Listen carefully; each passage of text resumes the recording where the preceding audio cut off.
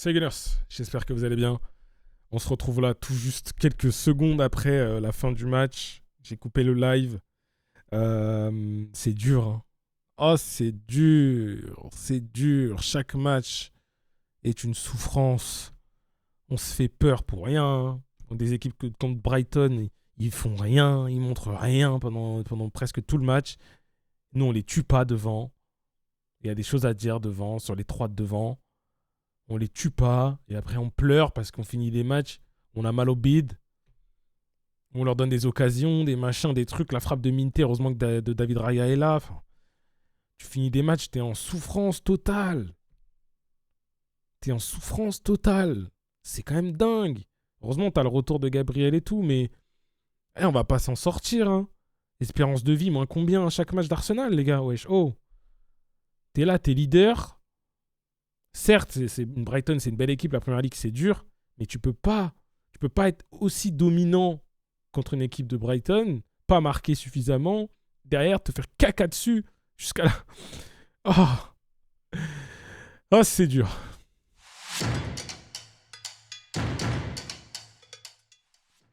On n'oublie pas le j'aime. Je compte sur vous, les gars, le j'aime, vraiment. Je fais des vidéos, elles font 3000 vues, il y a 100 j'aime. Alors vraiment, vraiment, s'il vous plaît, prenez l'habitude de mettre un petit j'aime. Je compte sur vous. Le commentaire pour ceux qui ont des choses à dire et l'abonnement, bien sûr.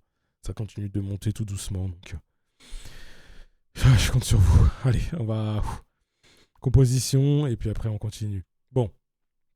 Composition très particulière, comme vous l'avez vu. David Raya dans les buts.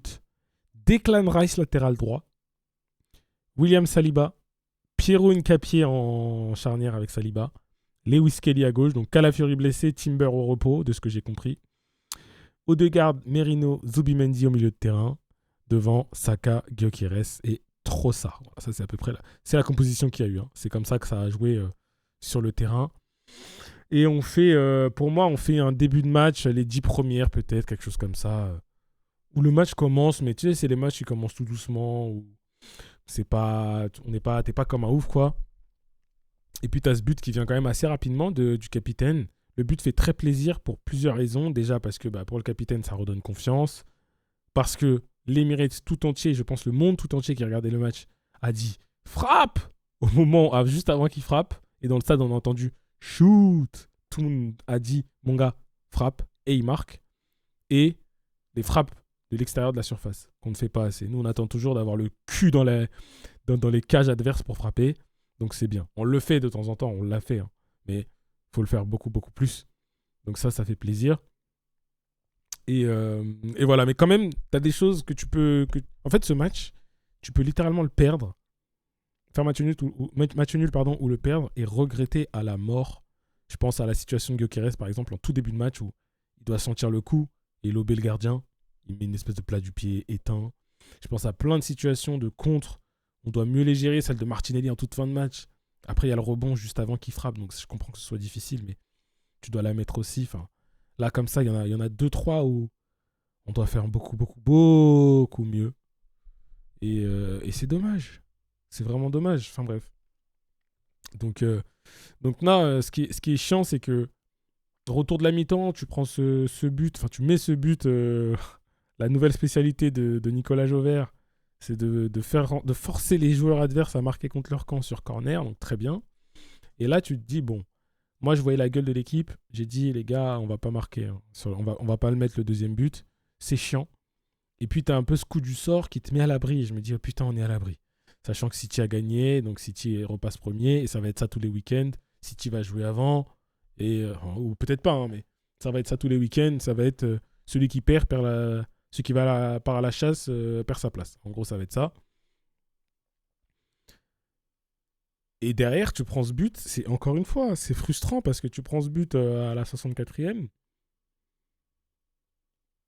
Et derrière, t'es pas dans un esprit conquérant, dans un esprit champion, dans un esprit... on a pris le but, ça arrive à tout le monde de prendre un but, tranquille. On va aller t'en mettre un. Tu subis. Et c'est après, quand tu fais rentrer tes deux Gabriel devant, Jesus et Martinelli, où là, il y a un petit sursaut de quelque chose et tu te dis, ah putain, on pousse, on peut peut-être mettre le troisième. Et avant ça, oh là là, c'est dur. Franchement, c'est dur. Donc, tu finis par gagner le match. Il n'y a pas de problème. On va pas pleurer. On a pris les 3 points. Mais juste, en fait, c'est chiant. C'est frustrant de se faire caca dessus comme ça. Et quand on regarde au point, on est comme ça. Hein. Premier avec 42. City juste derrière avec 40.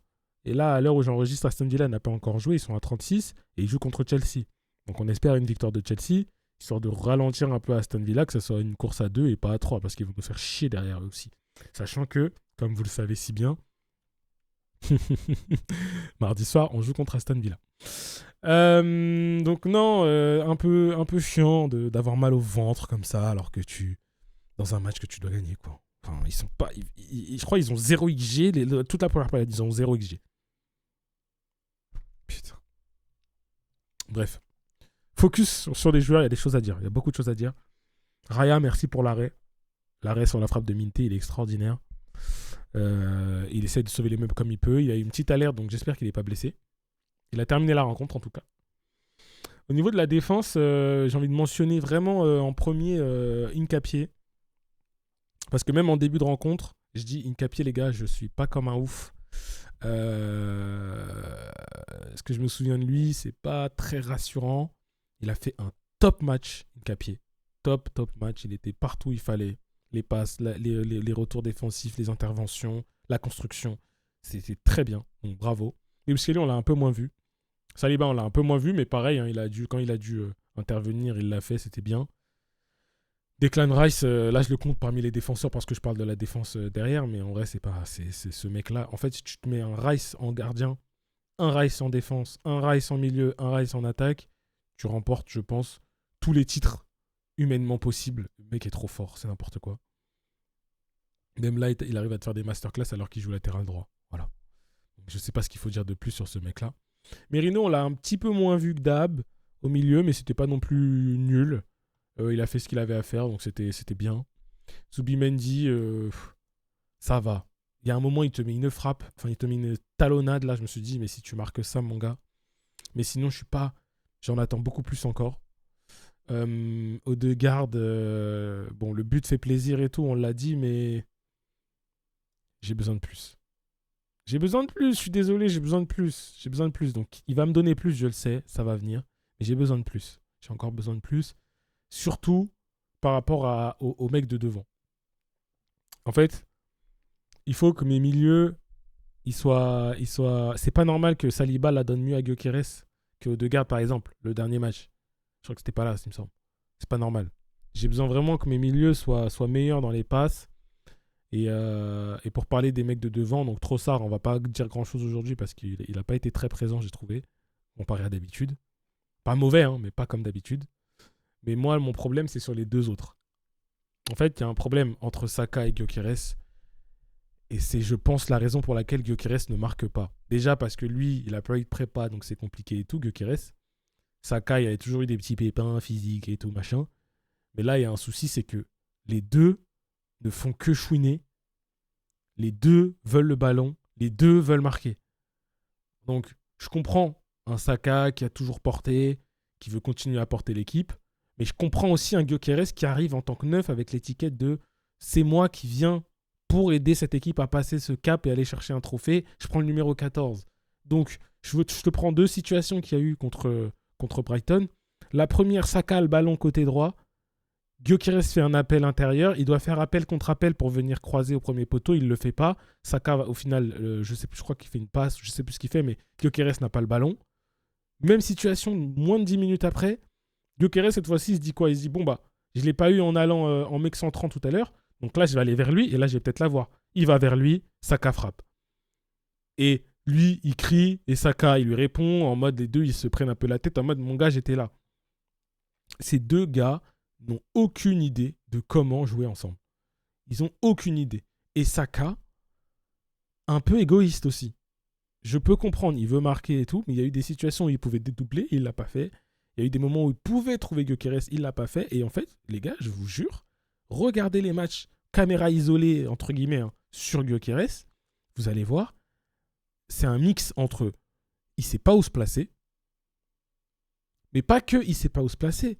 Il ne sait pas où se placer parce que il a tenté des trucs et il n'a pas été servi. Et c'était la même chose avec Odegaard la semaine dernière, enfin le dernier match. Je fais mon appel, je l'ai pas, ok, je tente un autre appel, tu me la mets de l'autre côté. Oh putain. Donc je sais pas comment on va régler ça. Mikel, Arteta, débrouille-toi, c'est ton job. Mais c'est clair, c'est limpide, ils ne savent pas jouer ensemble. Et les deux veulent porter.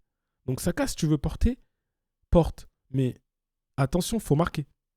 Tu vois, c'est pas vas-y, donne-moi, t'inquiète, je vais gérer et tu marques pas. Parce que sinon, les gens ils vont commencer à dire que t'es égoïste. Et là, je vois beaucoup de gens qui commencent à dire que t'es égoïste. Tu vois. Je sais pas comment on va s'en sortir. Je sais déjà que vous allez me dire oui, mais il faut qu'on s'habitue à jouer avec un joueur comme lui. Lui aussi, il faut qu'il fasse des efforts. C'est exactement ce que je viens de dire. Je suis d'accord avec vous. Gyökeres doit faire des efforts dans ses appels. Regardez Martinelli quand il rentre. Il arrive à avoir des situations où il part. Regardez Gabriel Jesus, il arrive à avoir des situations. On a l'habitude de jouer avec ces joueurs-là qui sont très très bons techniquement, qui sont rapides, qui sont vifs et tout. On n'a pas l'habitude de jouer avec des tours de contrôle un peu comme Gyökeres. Donc, il va falloir faire un gros travail de lui vis-à-vis de nous et de nous vis-à-vis de lui parce que sinon il va nous servir à rien en fait. Et limite, ça va être juste frustrant pour tout le monde. Je vois lui, aujourd'hui, Saka ne fait pas un top match. Gyökeres ne fait pas un top match. Trossard ne fait pas un top match. Et à chaque fois, Gyökeres il sort en premier. Donc nous, on n'est pas non plus dans une histoire d'ego comme au Real Madrid ou Vinicius, Mbappé, tout ça. Mais quand même, t'imagines, t'es Gyökeres là aujourd'hui? T'as quasiment pas trop de ballons. Le peu de ballons que t'as eu, bah, t'as pas su le gérer. T'en as eu un ou deux peut-être, mais c'est ça le rôle de neuf aussi. Saka est pas meilleur que toi, mais c'est toujours toi qui sors en premier. Et Saka, il peut manger sa merde sur son côté. Il va jouer 90 minutes. Alors qu'il y a Madueke. Madueke, il est pas bon. Je pense que Madueke, il est bon quand même. Madueke, aujourd'hui, il a ciré le banc. Tu vois?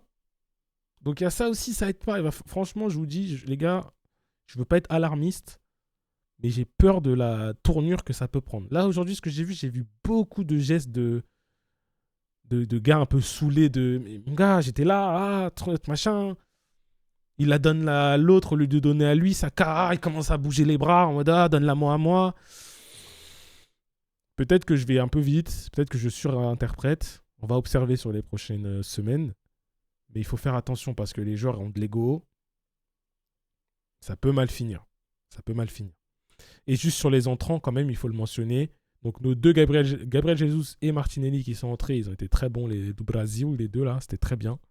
Et surtout, notre troisième Gabriel qui est rentré, Gabriel Magalhaes, donc qui je pense, au vu de ce que j'ai vu, a l'air d'être plutôt en forme. Il sera là pour moi contre Villa, donc ça va être bien. Retour de notre charnière défensive solide. Derrière, on espère, enfin devant plutôt du coup, on espère que ça va aller un peu mieux. Voilà. On n'oublie pas le j'aime, le commentaire, on s'abonne. Le j'aime, je compte sur vous, vraiment. Et je vous dis à la prochaine pour de nouvelles aventures.